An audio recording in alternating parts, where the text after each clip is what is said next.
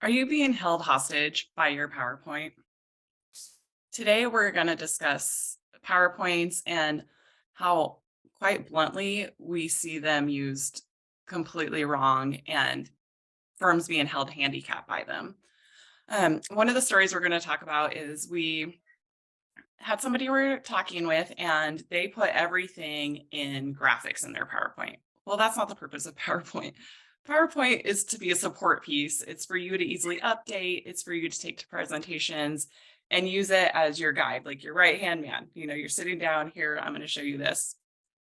So you don't want that stuff in graphics. You don't want to make it difficult to update. It should be something that you can easily take and use.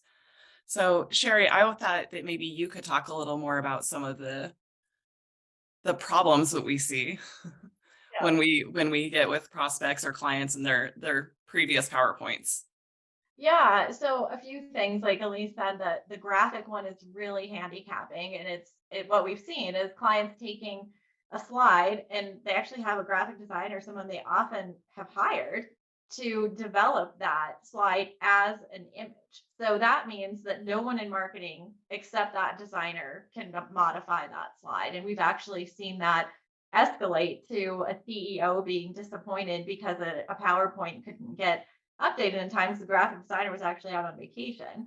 So it's really looking, at least, at the PowerPoint functionality that's built into it, that's native to it, and using that. And one of the things that I think is amazing in it is master slides. And that's where you can define your color palette, you can define fonts, how you want headings to work.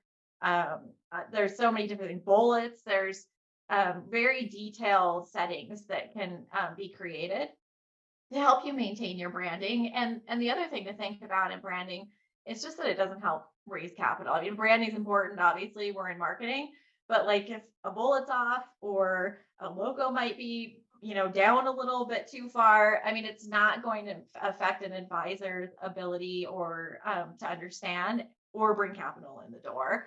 So, yeah, I'll turn it back to you, Elise, on just some things that you want to add there, and how we help clients make their PowerPoints more efficient.